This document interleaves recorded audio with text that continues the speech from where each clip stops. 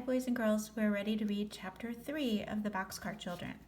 And so far we've met several characters, but the most important characters are the four brothers and sisters. So we have Henry, who's the oldest, and then Violet, and Jesse, and Benny.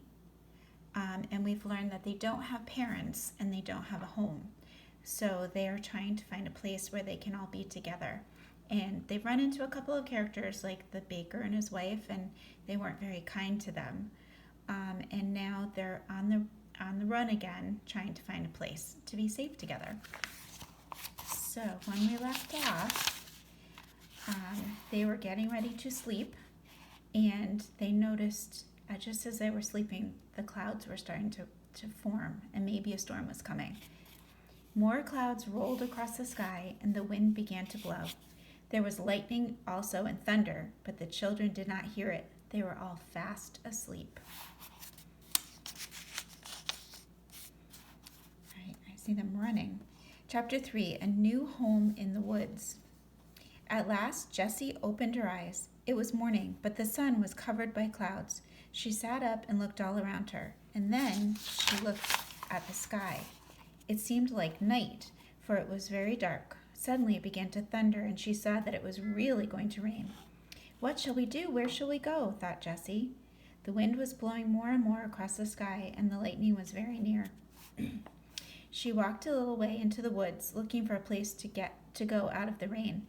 Where shall we go? She thought again. Remember, they're sleeping outside on the ground on pine needles. Then she saw something ahead of her in the woods. It was an old boxcar, which is part of a train.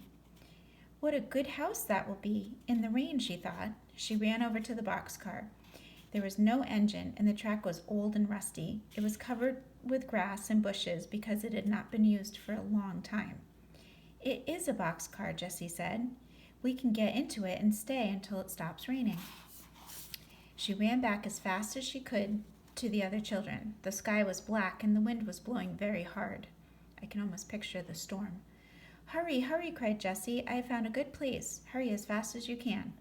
Henry took Benny's hand, and they all ran through the woods after Jessie. It's beginning to rain, cried Henry. We'll soon be there, Jessie shouted back. It's not far.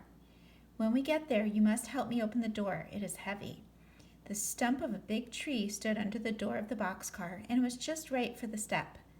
Jessie and Henry jumped up on the old dead stump and rolled back the heavy door of the car. Henry looked in.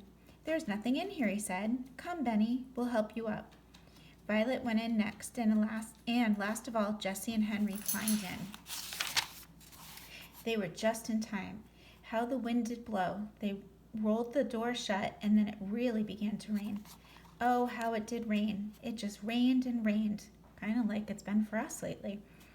The children could hear it on top of the boxcar, but no rain came in. What a good place this is, said Violet. It's just like a warm little house with one room. After a while, the rain and lightning and thunder stopped, and the wind did not blow so hard. Then Henry opened the door and looked out. All the children looked out into the woods. The sun was shining, but some water still fell from the trees. In front of the boxcar, a pretty little brook ran over the rocks, with a waterfall in it. What a beautiful place, said Violet. Henry, cried Jessie, let's live here. Live here? Asked Henry. Yes, why not, said Jessie. This boxcar is a fine little house. It is dry and warm in the rain. We could wash in the brook, said Violet. Please, Henry, begged Jessie. We could have the nicest little home here, and we could find some dishes and make 4 beds and a table and maybe chairs. No, said Benny, I don't want to live here, Jessie. Oh dear, why not, Benny? Asked Jessie. I'm afraid the engine will come and take us away, answered Benny. Henry and Jessie laughed. Oh no, Benny, said Henry. The engine will never take this car away. It is an old, old car, and grass and bushes are growing all over the track. Then doesn't the engine use this track anymore? Asked Benny. No, indeed, said Henry. He was beginning to want to live in the boxcar too. We'll stay here today anyway. Then, can I have my dinner here? Asked Benny. Yes, you shall have dinner now, said Henry.